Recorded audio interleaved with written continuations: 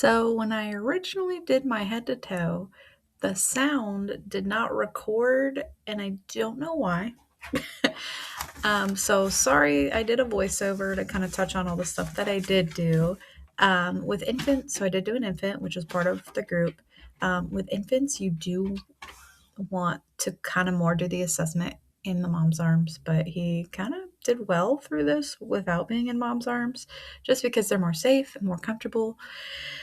Um, so first I would ask the parents, I would go over any like, are they making diapers? Are they eating well? How often they eat? How often they're making diapers? How many a day they're going through?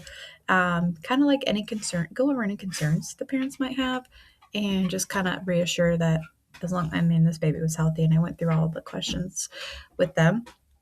And then to do the vitals, I would blood pressure. I wouldn't really grab on an infant. I guess it just depends on what they're assessing for, what they're looking for. I would check the heart rate, but I would definitely listen to the heart rate. It can be, like I said, er, in the video, it can be a little um, like I would count for the full minute with the heart rate, and I would count for the full minute with the respirations. And this is important to do while they're not crying, which is another reason to keep them in their mom's arms, because if they're crying, their heart rate can be elevated and their respiration rate can also be elevated versus what normal or what it would be at a calm state. Um, I would also take their temperature. I would take a rectal temperature with infants just because that's the best and most accurate temperature in infants and children. Pulse ox, you can grab a pulse ox. I would wrap the thing around their toe, or I don't know, something. Yeah, their toe or their foot. Probably their foot with infant as little as he is, but like children would be like in like toe because that's just a bigger extremity than like a finger. Couldn't really check a pain scale with him unless like the parents were concerned for anything, and I would go over that with them. I would weigh the baby on a scale, and I would just measure them with probably the measuring tape. I would check for medical history, like was the baby full term? Did the mother have prenatal care?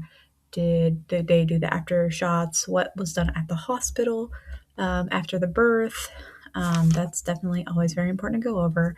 And then, as far as like same safety questions and home questions, I would ask if they have the appropriate car seat, which typically they do because parents aren't really allowed to leave the hospital without one.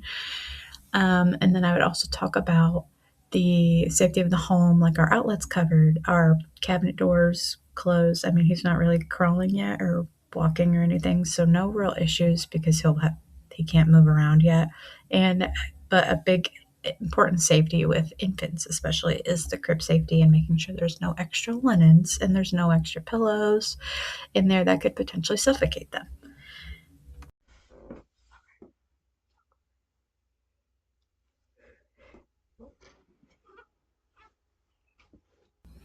With infants, it's important to undress the baby while trying to keep them warm because right now infants can't regulate their body temperature like adults can.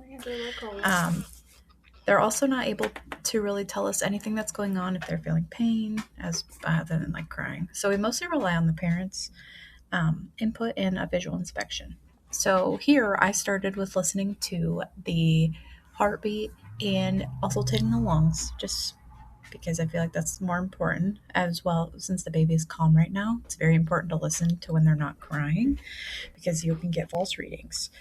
Um, and then I moved on to like checking the range of motion with their legs, which you can see his legs kind of cross. Um, no issues there. And then their arms. And then I will listen to the bowel sounds. Probably won't hear much. And I didn't hear much listening to that, but I'm also checking for color as I go, and it's a look for bloating and for any tenderness if they kind of flinch or cry.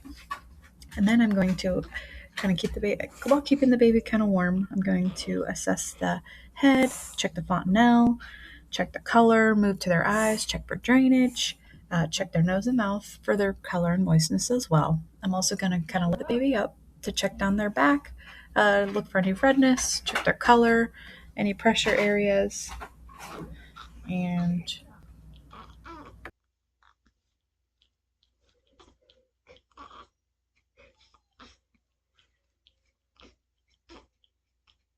real quick. Real quick. Yeah. There we go. All right. Okay. This is gonna be good. I'm just gonna talk about a lot.